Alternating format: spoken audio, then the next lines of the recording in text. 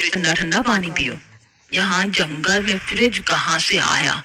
आता बहन, हमारे घर में fridge, washing machine, table, bathroom सब है जंगल में ही। हम तुम्हारी तरह अमीर नहीं, लेकिन मेरी जुगाड़ू बहुओं के कारण सब पॉसिबल हो गया। मेरी तरह आप भी यही सोच रहे हैं ना? आखिर ये लोग जंगल में क्यों रह रहे हैं और जंगल में इतनी सुख सुविधाएं आई कहाँ से? चलिए, अब तो ये स्टोरी देखने के बाद ही पता चलेगा। 4 दिन से बारिश रुकने का नाम तक नहीं ले रही। पहले घुटनों तक पानी था, अब तो कमर तक हो गया। माँ, अब हमें रहने का कोई जुगाड़ ढूंढना चाहिए। हम ज्यादा देर तक यहाँ नहीं रह सकते। पापा, हमको बचाओ, हम डूब जाएंगे। पापा, हमें गोद में उठा लो, वरना हम डूब जाएंगे। अब गले तक पानी आ रहा है। घंटों से ऐसे पानी में खड़े खड़े अब घुटनों में दर्द हो रहा है बेटा। आज आप मुन्ना को गोद में ले लो, मैं पलक को उठा लेती हूँ। तभी राज मुन्ना को कंधे पर बिठा लेता है और मनीता पलक को गोद में ले लेती है।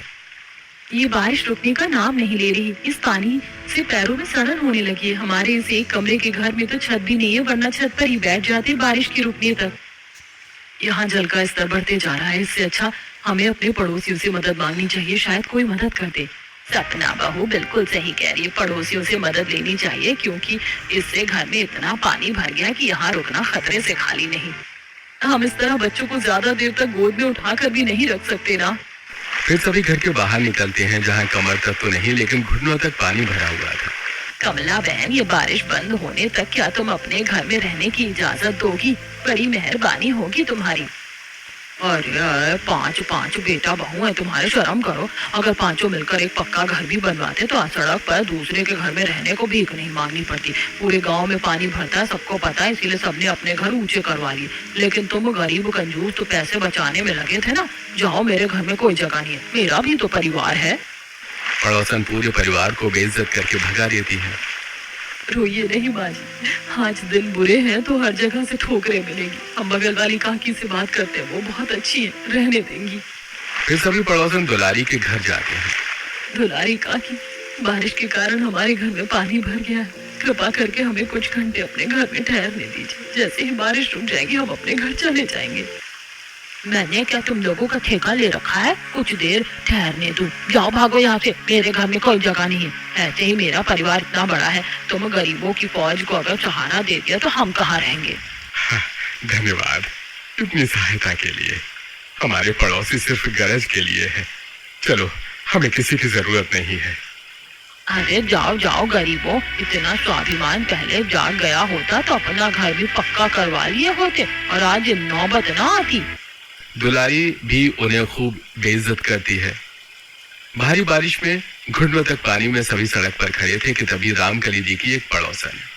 रामकली बहन, चाहिए तो कुछ समय के लिए मेरे घर में छत पर तुम सभी ठहर सकते हो, लेकिन मैं ज्यादा देर तक नहीं रोक पाऊंगी, क्योंकि मेरे घर में बहू बेटों की चलती है और तुम्हें तो पता है ना।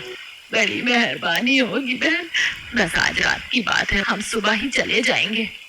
फिर फूलमती जी सभी को घर के अंदर आने देती हैं। सभी उनके घर में आराम करते हैं और फूलमती सभी के लिए खाना नाश्ता बनाती है। रात भर सभी उनकी छत वाले पोर्शन में खाना खाकर पल्ला तान कर आराम करते हैं। रात भर लगातार बारिश होती है और सुबह होने के बावजूद बारिश रुकने का नाम नहीं लेती। बहू ऊपर तभी आराम कर रहे हैं, चाय बना दे उनके लिए, ठंड लग गई होगी बारिश से। गरीबों की फौज घर में बिठा रखी हो, यही काम है क्या कि दिन रात अब मैं उनके लिए चाय नाश्ता खाना बनाते रहूं? भंडारा नहीं लगा है। अब भगाओ सबको यहाँ से, वरना मैं चली जाऊंगी। रानी के कटु वचन घर वाले सुन लेते हैं। तभी रानी छत पर जाकर, तुम सभी को शर्म है या नहीं? जाओ, निकलो हमारे घर से। एक रात की बात थी, बहुत एडजस्ट कर लिया, चलो भागो अब। और इस तरह पड़ोसी भी बहुओं और ससुराल वालों को बेइज्जत करके उन्हें वहां से भगा देते हैं। बस बहुत हो गया, यहाँ वहां की जिल्लत झेलने से अच्छा हम इस पानी में डूबकर मर जाते, फिर भी अच्छा होता। ऐसा नहीं कहते जी, कोई ना कोई सॉल्यूशन तो होगा ही। पूरे गांव में हर जगह पानी भरा हुआ है। हमें बाहर जंगल की तरफ जाना चाहिए, क्योंकि पानी में ज्यादा देर रहना ठीक नहीं है। अगर सांप या बिच्छू रहा और काट लिया तो दिक्कत हो जाएगी। सभी पानी में चलते हुए जंगल की ओर बढ़ते जाते हैं। इतनी बारिश में जंगल में भी जाकर क्या फायदा? हमारे रहने के लिए जंगल ठीक नहीं है। फिलहाल यही एक जगह है जहाँ पानी नहीं है। हमें कुछ देर तो यहाँ ठहर ही सकते हैं। आस पड़ोस वालों से भीख मांगने से अच्छा है कि स्वाभिमान से यहाँ रुक जाए। बाकी जीना मरना सब भगवान के ऊपर है। बहू सही कह रही है, हमारा जंगल में रहना ठीक है, यहाँ जंगली जानवर भी नहीं है। फिर सभी जंगल के अंदर जाते हैं। ऐसे मौसम में क्या हम पेड़ों पर रहेंगे बहू? देख कैसे बारिश रुकने का नाम नहीं ले रही। तभी मनीता की नजर एक बड़े से पेड़ पर पड़ती है। सही कहा माँ जी, पेड़ पर नहीं लेकिन पेड़ के अंदर जरूर रह सकते हैं। वो देखिए कितना बड़ा पेड़ है, पक्का इसमें पहले कोई रहता होगा। आपका मतलब है कि कोई इंसान या जानवर, कोई भी? फिर मनीता पेड़ के पास जाकर उसके अंदर झांकती है, जो कि अंदर से बहुत ही बड़ा होता है। माँ जी, हम यहाँ कुछ दिन रुक सकते हैं, ये पेड़ अंदर से काफी बड़ा है। कितना भी बड़ा हो दीदी, हम 14 लोग हैं, इसमें 14 लोगों का रहना पॉसिबल ही नहीं। आप सभी का दिमाग खराब हो गया है, हम बेघर हो गए हैं और आप सभी ये जंगल जंगल खेल रही हो। भैया आप तो कुछ कहो। सही कहा दीपक ने, अगर तुम सभी को यहाँ रहना है तो रहो, हम नहीं रहने वाले।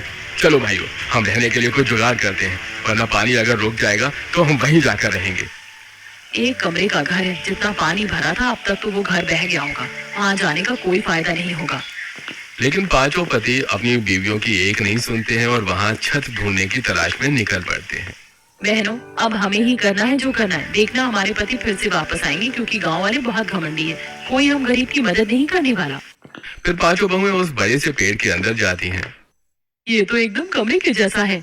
2 लोग यहाँ रहने का जुगाड़ करो, 2 लोग जाकर बाहर खाने पीने की तैयारी करते हैं।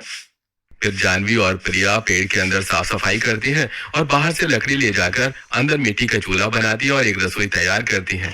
वहीं सास रामकली बड़ी बहू मनीता के साथ मिलकर मिट्टी के बर्तन तैयार करती है। ले बहू, बर्तन तैयार हो गए, अब खाना पकाने में कोई दिक्कत नहीं होगी। तभी राधा और सपना जंगल से कुछ सब्जी और फल तोड़ कर लाती हैं। देखो, आज के खाने का इंतजाम तो हो गया, राशन नहीं है लेकिन हम इन सब्जियों को उबाल कर तो खा ही सकते हैं। लाओ दीदी, मैं इसे पका कर लाती हूँ।